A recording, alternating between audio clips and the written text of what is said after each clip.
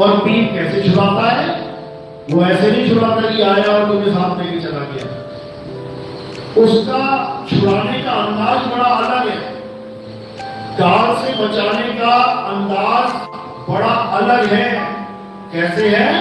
कहते हैं लोह चुंबक की प्रीत जियो, लोह को ले उठाए, और ऐसा शब्द कबीर का काल से लेप छुड़ाए। यानी काल भगवान से बचने का एक ही रास्ता है। कबीर साहब समझा रहे हैं, क्या रास्ता है? अरे काल के सिर पे पांव दे, सतगुरु के उपदेश, और साहिब वहां पकड़ के ले चले अपने देश।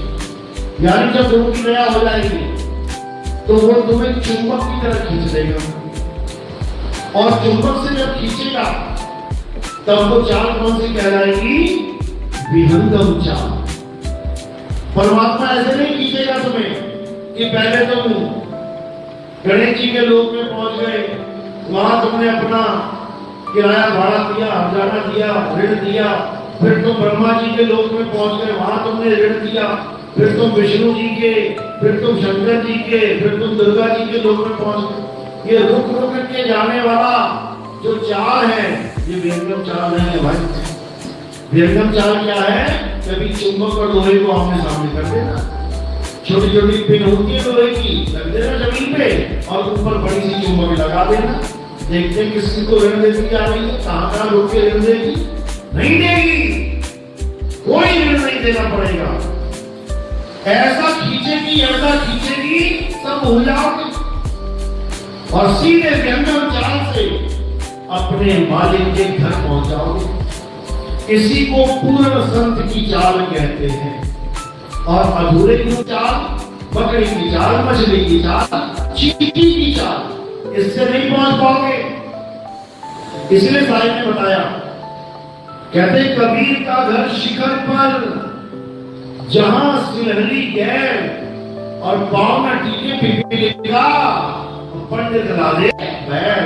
कहते चींटी की चाल से नहीं पहुंच सकते वहां पे, मकड़ी और मछली से भी नहीं पहुंच सकते। किससे पहुंचेंगे?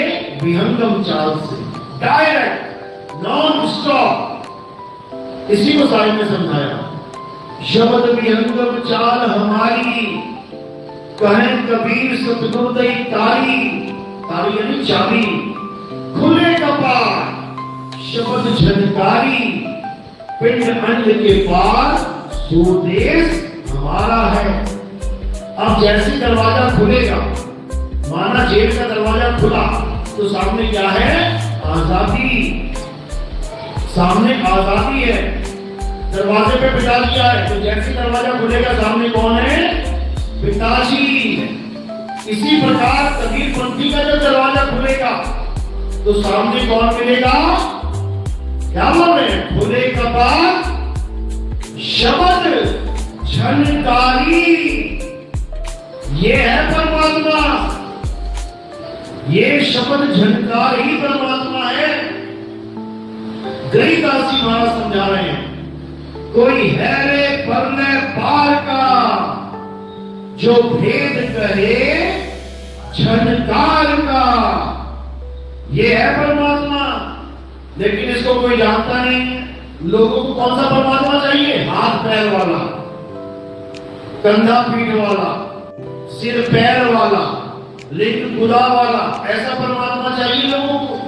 ये परमात्मा नहीं है, शरीर है, ये देह है, ये आंख बाल खाल डाल हाथ पैर शरीर है। ये तो आत्मा भी नहीं है, जीव भी नहीं है, शरीर है ये। और बातें चल रही है परमात्मा की, कि परमात्मा का बहुत सुंदर चेहरा है, परमात्मा के बहुत हष्ट पुष्ट हाथ पैर है। कोई चेहरा नहीं है परमात्मा का, कोई अंग नहीं है परमात्मा के, कोई काया नहीं है परमात्मा की। समझ लो, वो देहातीत है, यानी देह से परे है। वो कायातीत है, वो इंद्रियतीत है, वो मायातीत है, वो शब्दातीत है, वो मनोतीत है, यानी हर चीज से परे है। तुम उसको कैसे मान सकते हो काया माया में? लेकिन ये बात किसी के समझ में नहीं आती। नानक